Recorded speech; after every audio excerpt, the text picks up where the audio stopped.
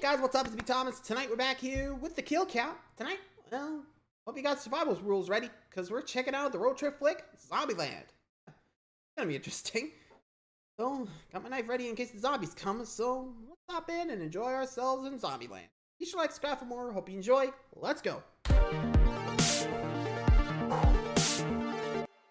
Welcome to the Kill Count, where we tally up the victims in all our favorite horror movies. I'm James A. Janice, and today we're looking at Zombieland, the zombie horror comedy that came out in 2009. With the sequel slated to hit theaters on Friday, October 18th, I thought it'd be a good time to cover the original from a decade ago. A film that showed just how funny horror comedies could be, and which tapped into the zombie zeitgeist a year before The Walking Dead premiered. The movie follows a handful of survivors making their way through a zombie-infested United States, now known, at least to them, as Zombieland. I'll be honest here, I saw this film when it first came out, and although I loved it then, I hadn't rewatched it until now for the Kill Count. Really? I was a little worried about how it would hold up. I'm happy to say, however, that 10 years later, this movie still kicks a lot of ass. Its humor is smart, but never too cutesy. The characters are funny, but also have real emotional hang-ups, and everyone in the small cast gets to play to their strengths, including a pre-social network Jesse Eisenberg and a pre-Easy A Emma Stone. With the sequel, Double Tap, finally coming out now, I recommend you give this bad boy a watch, whether it's for the first time or a repeat viewing, especially since a lot of it is humorous dialogue that I can't always include in a kill count. Remember, these videos are not meant to replace the experience of actually watching a movie, you dinguses. Oh, and finally, as far as kill counting goes, I'm gonna make life difficult for myself and my editors by counting all the zombie deaths we see. I don't know why I'm doing this to myself, especially since these zombies don't appear to require a headshot to put them down. But I guess I just want to throw a bone to all the big number enthusiasts out there. Good luck to us all. Time to nut up or shut up. How many people and zombies will we see punch their ticket in Zombieland? Let's find out and get to the kills. Oh, this gotta be interesting. Man, 2009. At this point, years ago. At this point, a decade, too. Yeesh. Give it about 14 years. Been a while. So, anywho, let's take a look back at Zombieland and see if it holds up after all this time. Let's go. The movie begins on Capitol Hill, where things are in even more disarray than usual. A first-person camera holder is trampled down and becomes the first victim of the movie, eaten by a zombie as a voiceover by Jesse Eisenberg tells us the State of the Union. This is now the United States of Zombieland. Eisenberg continues his narration while a not-to-scale planet burns in space, reflecting the total collapse of society caused by the zombie outbreak. Eisenberg says that he's only managed to survive thanks to his carefully followed list of rules. And these rules for survival in Zombieland are a great little runner throughout the film. Their visual effects may not seem quite as innovative now as they did in 2009, since 10 years later, motion graphics for text are the norm and seen in every YouTube video and local commercial, but there's still a lot of fun and help give the movie a playful charm. Eisenberg's first rule of survival is to maintain good cardio, since failure to do so will result in these sometimes speedy zombies catching up to and eating you, like this poor dude experiences on a football field. As Eisenberg continues, we see 4 bodies on the ground, either dead or being bitten by zombies, both of which will count as kills going forward, since all it takes is one bite from an undead bastard and then you're done. Eisenberg's second rule, the double tap, is my personal favorite, since it's so practical and just screams common sense. After all, failing to double tap is an easy way to get yourself added to the kill count, just like this underly cautious woman does when her ankle's bitten by a zombie cop. Eisenberg's next rule is to be wary of bathrooms, since, as Mike White here learns, it's a place that leaves you vulnerable and easy pickings for a zombie kill. Oh well, we all know Mike White's only good enough to be a runner-up survivor, and in Zombieland, that's simply not good enough. The last rule Eisenberg shares in this intro is a simple one, but, like all the others, could quickly lead to death if not followed. Buckle that seatbelt, or you'll be roadkill, zombie bite or not. Fasten your seatbelts. It's gonna be a bumpy ride. The opening credits feature lots of slow motion and often humorous zombie attacks while friggin' Metallica plays. But you may be surprised to learn that only 2 deaths are certain enough here to be included on the kill count. And they're both background bodies, visible as the Scarface wannabe shoots off a rifle in an alleyway. We properly meet Jesse Eisenberg's character at a gas station, 2 months after mad cow disease has transmutated into the zombie virus. His rules are immediately put into action as he's first chased around a parking lot by some zombies, and then has to rid himself of another one that pops up in his back seat. Seatbelts save lives, y'all. The zombie initially survives the crash, but Eisenberg follows the rule of the double tap and gives us our first zombie kill of the count. But it won't be the last, dear viewer. No, not the last by a long shot. Michael Cera. Yeah, also, I'm pretty sure he had a, rule back there, which is always check the back seat, because in horror movies, always hide in the back seat, because, well, focusing on the road, so I have no time to look back there. So, which, honestly, good call, because, anyway.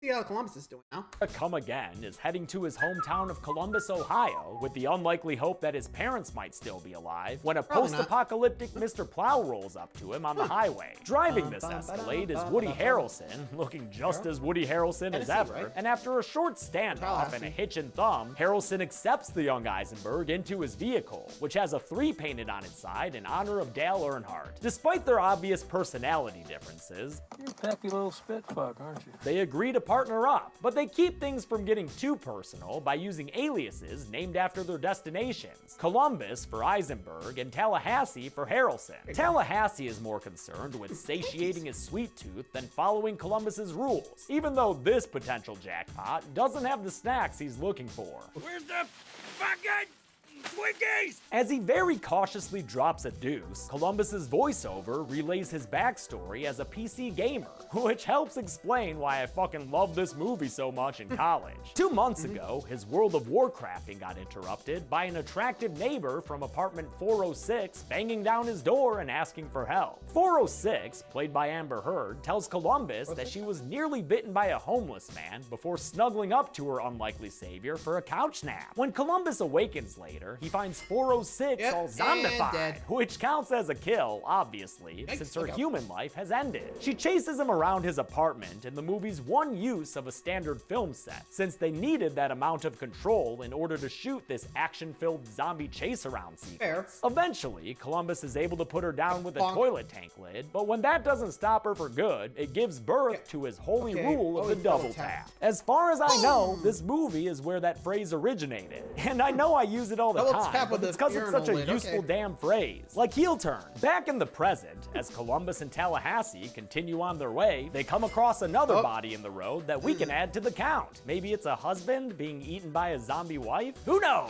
Tallahassee gives the walker a door prize as they drive past, but that comical act of violence doesn't seem entirely lethal to me, so I won't count it as a kill. In his continuing effort to track down some Twinkies, Tallahassee arms himself with a variety of murder tools and heads into a grocery store hoping to find some Hostess delights. Time to nut up or shut up. He lures out the zombies inside with some deliverance music on a banjo, then proceeds to beat a couple of them to death. The first with the banjo, and a second with a steel baseball bat. Batter up! A third zombie steps out and offers a bigger challenge, but Tallahassee just takes out some garden shears and uses them to gain himself a hat trick off screen. The boys come across a despondent-looking Emma Stone, who asks them to come quick, and she takes them to the back of the store where her younger sister, played by Abigail Breslin, appears to have been bitten. The girls introduce themselves as Wichita and Little Rock and ask the guys if they can put Little Rock out of her misery before she turns into a zombie.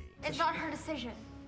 It's mine. Although Tallahassee is willing to do what's necessary, Wichita insists on doing it herself, which ends up being just a clever ploy to get a hold of Tallahassee's gun. The girls hold up the guys, steal the rest of their weapons and their caddy, then drive away, jamming out to Metric as they head west, hoping to find a zombie-free locale. Quick fun fact, Zombieland was originally written as a television pilot by Paul Wernick and Rhett Reese, and this would have been the end of the episode, the girls stealing the guns and leaving the boys behind stranded. When the script wouldn't sell as a pilot, it was producer Gavin Pallone who helped the writers develop the idea into a feature-length film. After taking out his rage... Yeah, whoops. I think you should also add another rule. If careful who you trust, because you never know what's going to happen. I mean, I'm not too sure how you would establish trust. I mean, you do you if you want to establish some trust, but always get a gun. Always never leave your gun. Never do that. Anyway. On a minivan and potentially pulling something in the process, Tallahassee finds a new whip for the boys to enjoy. And lucky for them, the previous driver always kept their hands at 10 and 2. Otherwise, they might have damaged this giant duffel bag of guns in the back seat. Thank God for rednecks.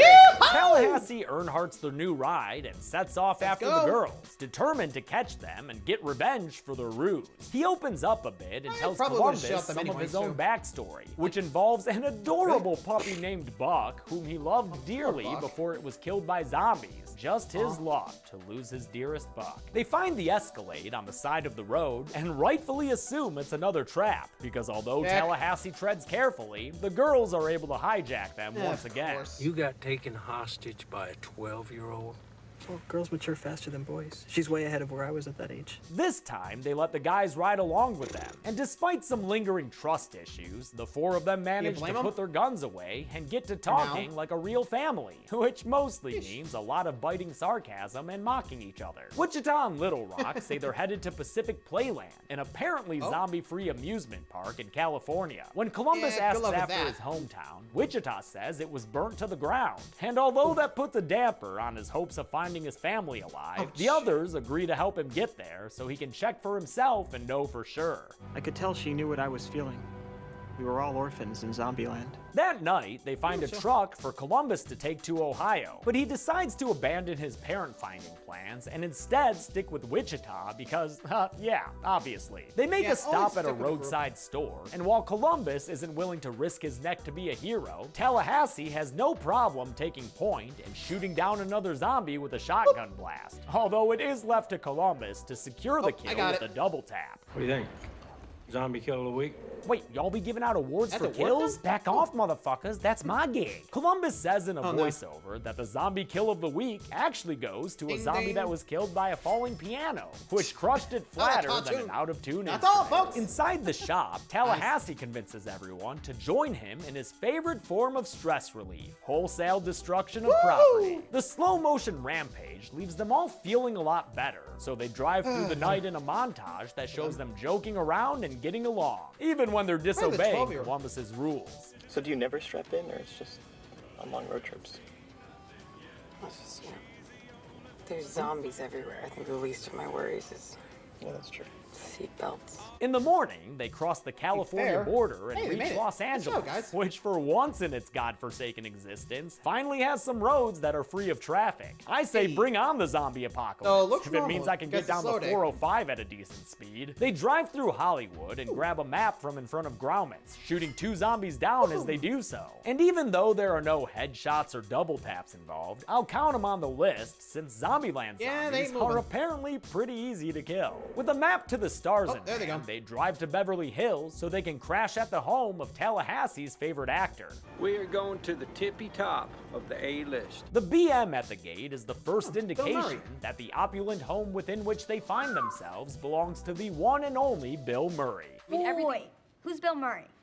Yeah, I've never hit a kid before. Calm down, Tallahassee. A 12-year-old in 2009 probably ain't watching Caddyshack. They inspect the house for zombies and Twinkies, and after finding neither, Columbus and Little Rock decide to settle into Bill Murray's private movie theater for some ghost busting. But as Little Rock gets an education in 80s comedy, Tallahassee and Wichita learn that they're not alone in this mansion, because there's a certain special someone rounding that corner right now. Bill Murray, you're a zombie? He's not, actually. He's still a human being, just dressed up like a zombie to blend in with all the walkers of the world. You know, zombies don't mess with other zombies. This is probably the greatest cameo of all time. It might not hit as hard if you already knew it was coming, but I remember having my mind blown the first time I saw this movie. I was almost as excited to see Bill Murray as Tallahassee is. God damn it, Bill fucking Murray! It's a lengthy and self-aware little scene that features some joyful childlike excitement from Woody Harrelson and the expected comedic genius of Bill Murray. You look remarkably like Eddie Van Halen.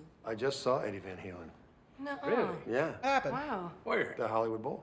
Man, how was it? He's a zombie. The fun times continue with the three of them lighting up and performing a music-backed Ghostbusters reenactment with Emma Stone doing a solid Janine Melnitz. So disgusting. But it all comes to an end after they enlist Bill Murray to give Columbus a scare. The prank goes wrong and Bill Murray finds himself with a torso full of lead. Is that how you say hello? Where you come from? Yeah, sad times to for be all fair, the you Steve kinda had Zissou that fans coming. in the house. Whoopsie. That chest wound is looking I bad. probably would have just watched that makeup up first. Probably not. No. Bill Murray doesn't take it too personally, though, and is even quite honest when Little Rock asks if he has any regrets. Garfield, maybe? Bill Murray then dies, giving a death rattle that lasts so long he has to take a breath for it halfway through. It's a funny final bit, as Wichita's laughter shows. But it still is sad. Yes, it is. Sad and funny, just like a lot of his later work. That night... Yeah, whoops. I probably would have washed that makeup off if I was in the house. I mean, Barry kept it on, but maybe when you're in the safety of your own home, just wash it off, or at least have a mask, because I don't think they would be able to tell if it was actually a zombie. Also, don't prank with the zombie prank in the Zombieland. You're gonna get shot, like Bill Murray did. Anyway. They play Monopoly and discuss the best parts of living in Zombieland. No, best thing about Zealand, no Facebook status updates. Oh, you're gonna be pretty thankful for Facebook next Oscar season, Mr. Eisenberg. Tallahassee laments his lost puppy again, but when he mentions that Buck had the same laugh as him, Columbus realizes that Buck wasn't a dog as stated. He was Tallahassee's equally adorable little son. Aw, no one likes to see Woody Harrelson cry. There, bud. Use some Benjamins to wipe all that up. With all these emotional guards down now, the group grows closer together. Tallahassee shows Little Rock how to shoot a rifle, and Columbus and Wichita drink wine and slow dance together. Although their attempt at face sucking gets interrupted by Tallahassee, since when is the capital of Florida the lead manufacturer of blue balls? The next morning, Columbus wakes up to find that, true to their distrustful nature, the sisters have left them behind once more, opting to keep things simple and safe between the two of them. They reach their promised playland and drive right through the gates so they can turn the power on and get this playland looking more playful. But as they should have known, the lights and sounds are a little too festive and bring a bunch of zombies right up to and over the gates, which the sisters see from their seats on a swinging boat ride. Back at the Murray estate, Tallahassee makes plans to head to Mexico, while Columbus resolves to go after Wichita. But since he can't drive a bike worth shit, Tallahassee changes his itinerary and offers to drive his peppy little spitfuck of a friend to Playland so he can get the girl. They'd better get there quickly though, since the sisters are currently being chased by zombies, although Wichita is able to take down 4 of them with her shotgun. They get into the Hummer, but it's quickly overcome with the undead, so they tuck and roll out of it and send it flying into the ocean. Since I never heard of no swimming zombies before, I'm gonna count the 4 Hummer hitching Zeds as drowned and dead. We're playing pretty loose with this one, y'all. Back on foot, Wichita shoots another bunch of zombies pursuing them down with her shotgun. I count 6 being killed as they chase after them here. The girls reach a power tower type ride called the Blast Off, and as they strap themselves into it, Wichita puts down another 5 zombies who come close to nomming on the gals. Although, real talk, that last one is seemingly shot by an invisible gun. Pretty lucky for those sisters. The Blast Off blasts off and flings another clingy fucker from the ride, and the splattery sound and bloody bits on the camera lens ensure his inclusion on the kill count. To stop the ride from returning them to the ground, Little Rock shoots out the control panel and a zombie standing in front of it using the tips she learned from Tallahassee. That buys them enough time for the guys to arrive, who drive into the park guns a-blazing. Tallahassee appears to shoot down 7 zombies with his Uzi here, although there are some continuity errors among the bodies and the different overhead shots we see. I'ma just leave it at 7 though, cause I don't know what else to do. I will point out that one of the zombies getting double tapped by Tallahassee's tires seems to be a Michael Myers zombie. Or, considering how it's getting killed here, maybe it's just a Ben Tramer zombie. The boys pull off. Wait, why are there 3 bodies just lying on the ground back there? Are they zombies or people? I don't know, man. I guess I'll count them as zombies. Bullshit background bodies. Anyway, Tallahassee pulls out an air horn horn and uses it like Ian Malcolm uses a road flare, boys, luring the danger away after him so Columbus can run towards a rescue. And to help the lad get away, Tallahassee guns down 5 zombies running towards them with his Uzi. The third act Pacific Playland stuff was filmed at the Wild Adventures theme park near Valdosta, Georgia. Originally scheduled to be filmed last, it was instead shot at the beginning of production across 3 rough weeks of overnight shoots in 20-degree weather. That's kind of rough. The night shooting is, it's not good for a fella like me, a fragile little fella who needs his sleep. Thankfully, most of the zombie background actors were able to have their effects applied in only 15 minutes by makeup artist Stephen Prouty. That's because their look was a lot simpler than the more detailed zombies like Columbus's neighbor shown earlier in the movie. Amber Heard's makeup for that scene required a much longer, but still bearable 90-minute long process, which Abigail Breslin would have happily endured since apparently she really wanted to be a zombie. Abigail really wants to be a zombie. She says it all the time. I have asked everybody if I could turn into a zombie at the end of the movie, and they all say no, and it's really upsetting. Tallahassee turns zombie killing into a sort of game as he swings around on a chairlift ride and guns down an additional 10 zombies with that Uzi. Whole lot of frame-by-framing here. Thanks, Zombieland. Meanwhile, Columbus nabs a couple of zombie kills of his own, gunning down 2 with a shotgun as he runs into a haunted house. Inside, he gets a humorous zombie kill when one gets snatched up in some dinosaur jaws long enough for Columbus to put him down with his gun. And the amusement park antics continue, both on the blast-off, where a zombie is shot down by Wichita and falls to its death, and on this Wild Mouse roller coaster, where Tallahassee uses a shotgun to shoot down no less than 6 of those undead mofos. And let me tell you, he's having a great time doing it. He really was made for zombie killing. A couple more zombies get shotgunned, one by Columbus in the haunted house, and another by Tallahassee while he's running around, before the rootinest zombie killer takes shelter in a small prize booth. He locks the gates around him and sets up his magazines for easy reloading before embarking on another pain-in-the-ass scene for me to count. I'll just go ahead and count any shots that Tallahassee fires that we see connect with its target. Really not sure how to do it otherwise. Using this method, Tallahassee gives us another 8 zombie kills to add to the count. Crazy zombie-killing bastard. Wichita and Little Rock run out of ammo as the zombies continue to climb towards them. And while Columbus runs to save them, he manages to kill 3 zombies by getting them hit by a swinging amusement park ride. The sisters buy him a little more time by knocking yet another zombie down from the top of the blast-off. What is that, the 3rd zombie to die like that?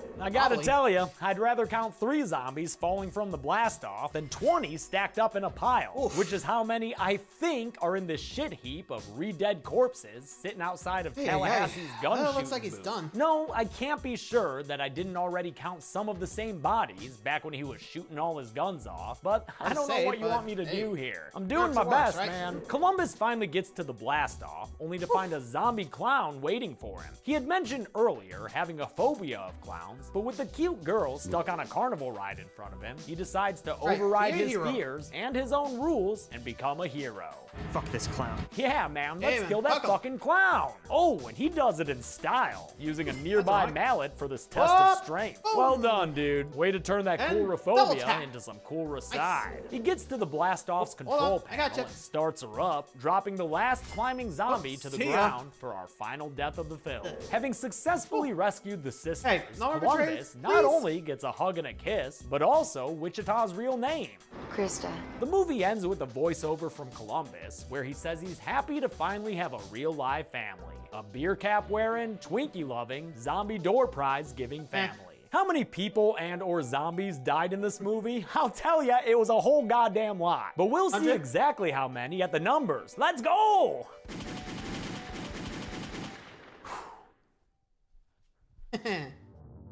Alright, get the other half later. After hours of work going frame by frame, Zorn and I determined that there were 116 deaths in Zombieland. Damn, the victims included 11 living men, 4 living women, and 101 zombies, who I'm not gonna bother breaking down by gender. Not when they mention Dalmatians in quantity. With an easy-breezy runtime of 88 minutes, that left us with a startling kill on average every 45.52 seconds. I'll give the golden chainsaw for coolest kill to the clown zombie that Columbus takes out at the end. It kind of serves as the big bad. Columbus gets to use an amusement park thing to take him out, and it even has a funny nose squeak at the end. Yeah, say the quote. Dole Machete for lamest kill will go to Bill Murray, since it robbed the survivors and the audience of some really fun hangout times. And that's it. Zombieland came out in 2009 and has a sequel, Zombieland Double Tap, coming out this week 10 years later. Again, please don't ask for it for a kill count until it's out on Blu-ray. I can't cover movies until I have them on Blu-ray. But until then, I'm James A. Janice. This has been The Kill Count. Thanks a lot. Actually, I was thinking, movie I think I wanted him to check out, but I don't know if it's on Blu-ray or not. But there you go, Zombieland Double Tap, or not Double Tap, sorry, just regular Zombieland. Let me know what you guys think. Till next time, like, subscribe for more. See ya.